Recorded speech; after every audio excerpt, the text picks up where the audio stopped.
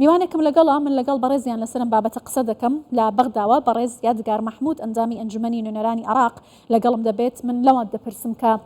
بەڕێز یادگار بۆچی گەندەڵی تا ئێستاش مەترسیدارترین دیاردەیە لە عراق؟ ئایا هیچ چاودێریەک بۆ دۆسیەکانی گەندەڵی لە عراق هەیە؟ ئەم کاتەوە باشە خاتو گۆڵباخ ڕاستی بەڵێ ئەمە پرسیارێکی زۆر بەجێ سەبارەت بڵێن بە گەندەڵی بە لە پێشە بڵێن بەو شێوەیە تەسنیفی بکەین کە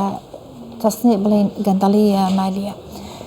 بێگومان گەندەڵی مالی اقتصادی گەورەترین چۆنەڵی هەڕەشەیە بۆ سەر هەر دەوڵەتێک کە هەبێ ئیتر دەوڵەتێک بێ کە بڵێن لە ئاستی عێراقا کە بە کۆمەڵی قەیران و کێشایەتی ئەپڕەیە هەر دەوڵەتێک ئەگەر بڵێن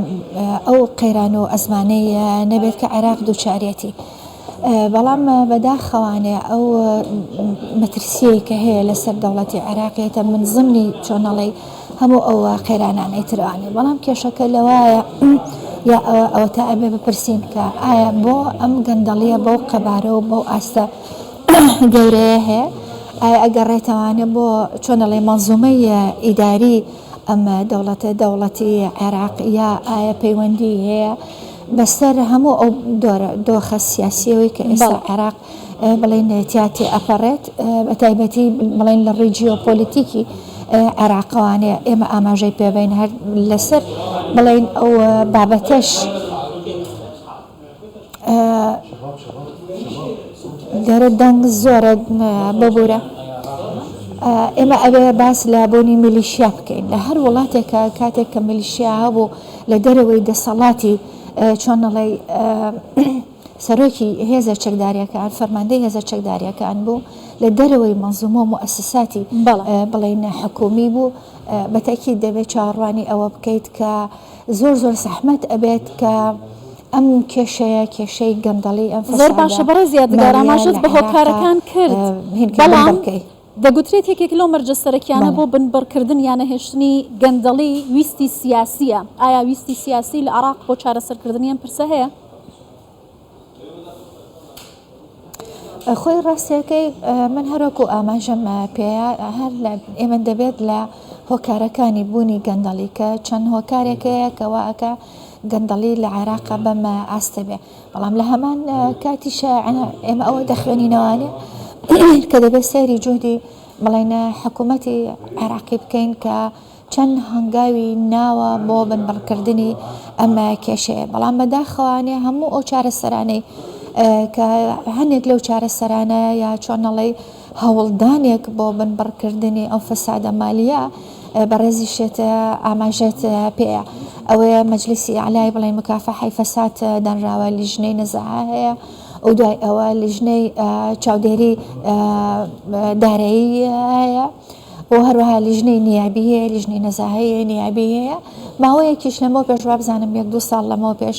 دیسانەوانەیە هەنێک بە ناوی بڵێن مفتشینی عامەوانی داهێنابوو بەڵام بەداخەوە بە بڕیارێکی پەرلەمان ئەو مفتیشانە هێنکران بڵێنە هەڵبەشێنرانەوانێ بەس کێشەکە لەوایە یعنی هەر هەنگاوێک بنرێت بۆ بنبڕکردن لەلایەن حکوومەتی عێراقیەوانە بەڵام بەداخەوە لەبەر ئەو هۆکارانەی کە هەنێکیان لێرە لەوێ ئاماژەم پێەیە زۆر سەخت ئەبێت کە ئێمە بتوانین بڵێن عێراق کە ئێستا ڕاستیەکەی ئەگەر بە هەڵا نەچوو بم لە شەشەمین پلەیە بۆ وڵاتی گەندەڵ لە ئاستی بڵێن وڵاتە باشە بەڕێز یادگار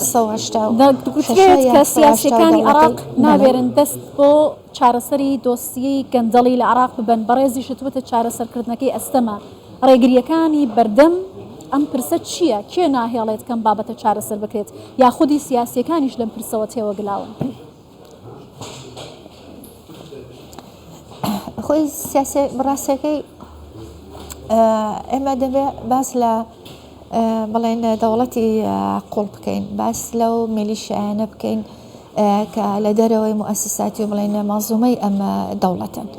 ئەو دەستی وەردان و وجودی چۆنەڵی دەوڵەتانی دەرەکی لە ناو عێراقا ئێمە دەتوانین بڵێن دووهەمین یا یەکەمین ڕاستی هۆکاری سەرەکی بوونی ئەو گەندەڵیە بۆیە هەتا ئەم دەستە دەرێکیە بمێنێ لە ناو عێراقا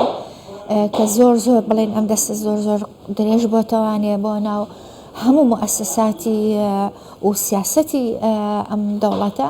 هەتا ئەوە ڕاستیەکەی بنبڕ نەکرێ ئێمە ناتوانین بڵێن یەکێک لە هۆکارە سەرەکی وەرە خەتەرناکەکانی بوونی فەسادی مالی لە عێراقا ئێمە ناتوانین بڵێن بە هیچ ئالێتێک و بە هیچ میکانیزمێک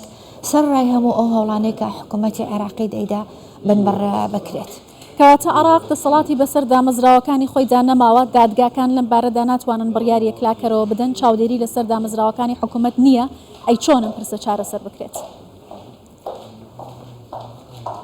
ڕاستەکەی ئێمە ئەگەر بینە سەر بڵێن دەسەڵاتی دادگاکان بێگومان ئەمە قەزای ئیداری هەیە بۆ بە دوواداچوون بۆ بڵێن لە چوارچێوەی تاوانی فەسادە و دوای ئەوەش هەم ئەم دەستەی نەزاهانە بڵێن هەیە چه نەزاهی نیابی هەیە دەستەی نەزاهی نیابی چه بڵێن مؤسسەی بڵێن نەزاها هەیە. ڕاستەکەی ئەم دوو چۆن دەڵێ دەستەیە ئەم دوو لایەنە پەنجەی ڕێخنە ڕائەکێشن بۆ قوزات بۆ دادگای بڵێن ئیداری کە ئەوان احتیمال هەیە لێرە و لەوێ هەنێ جار اختصاصی خۆیان نەبێ یا بەو شێوەیە کە پێویستە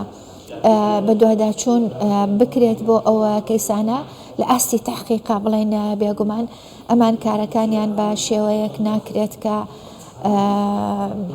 ئیشی خۆی بکات یعنی ڕۆڵ و ئەرکی خۆی ببینێ